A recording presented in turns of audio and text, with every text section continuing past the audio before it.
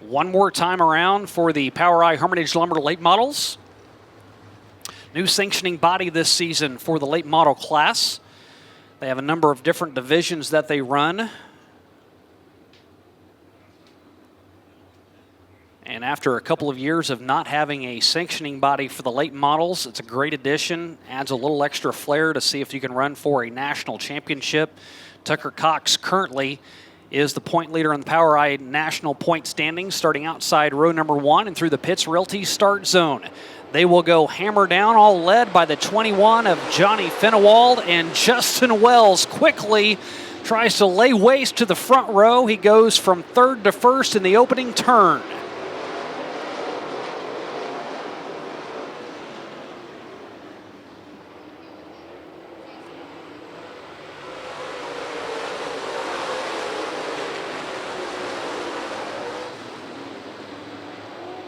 Justin Wells dominated the early portion of the season. Matter of fact, he dominated so much after winning 10 times last year, management said, you know what, let's do the whole bounty scenario. Let's pay extra money if anybody can come in and defeat Justin Wells. Thought Tucker Cox might have had an opportunity at it.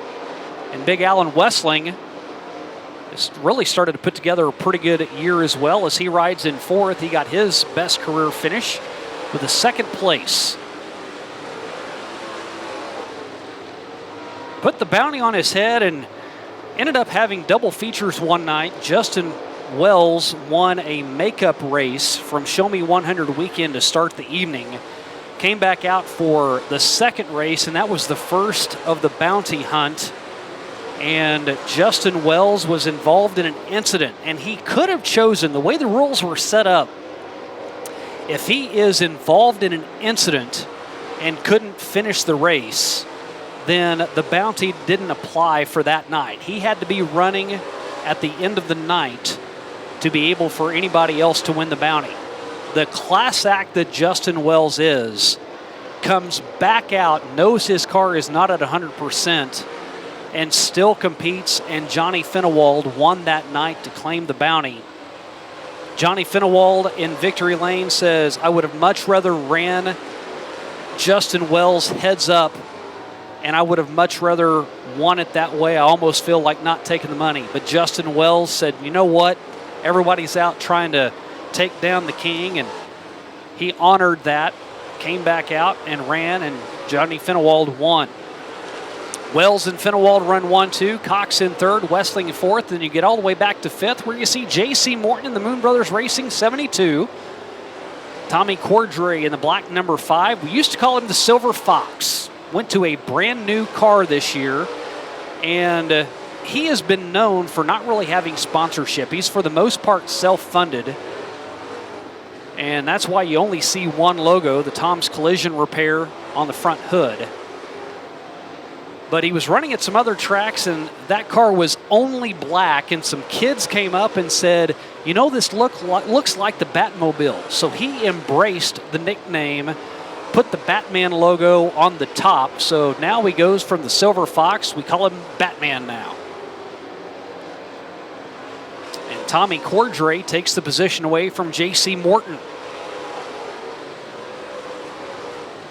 J.C. now out of the top 5.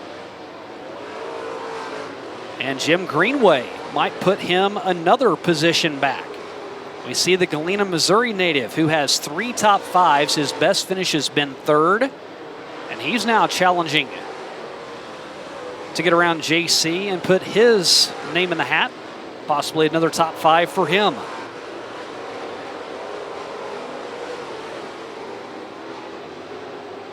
Past the halfway point. 12 down, 8 laps to go.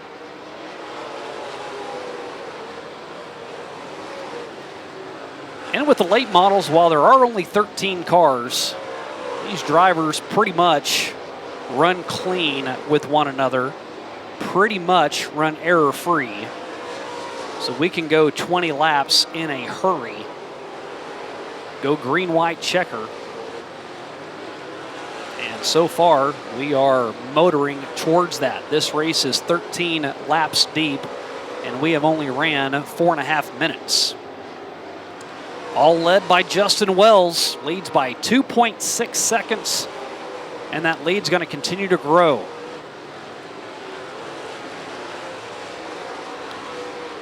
We've seen him break that 18-second mark, but with this track, as many laps has been put on it here tonight, not quite running the speeds that he's used to, but it's enough to stay ahead of Johnny Finewald, who is in second, and now Tucker Cox is only 0.3 seconds behind him. This is second and third with the lapped car of Larry Jones in the 99, dead ahead of him with 4 to go.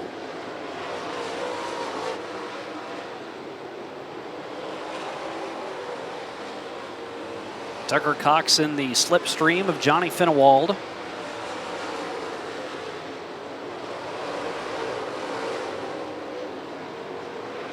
And yeah, while this is a 3/8 mile dirt oval, you'll talk to some of these drivers, and air does play a factor. It doesn't necessarily make you go faster, but it does affect the handling of these cars. They're so light, they're so sensitive.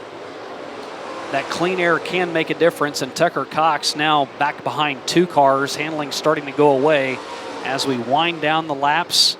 And Johnny Finewald in 3 and 4, he's going to come to the white flag this time around.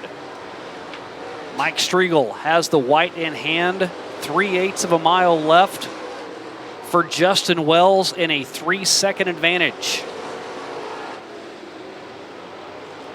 Justin Wells won 11 times last year. You thought that was going to be untouchable. He says, hold my drink. Win number 11 for Justin Wells. 11 wins, 12 top 5s, 13 top 10s in 13 races here at Lucas Oil Speedway. The My Race Pass race results: Justin Wells over 3 seconds ahead of Johnny Finewald. Tucker Cox in third. Al Westling, another top 5 for him in fourth. Jim Greenway, good run for him. Another top 5 for him. Tommy Cordray, J.C. Morton, Brian Allison, Bobby Ruff Jr. in the X15 and 9. And then Joe Walkenhorse, Larry Jones, and Darren Phillips all finish 1 lap down.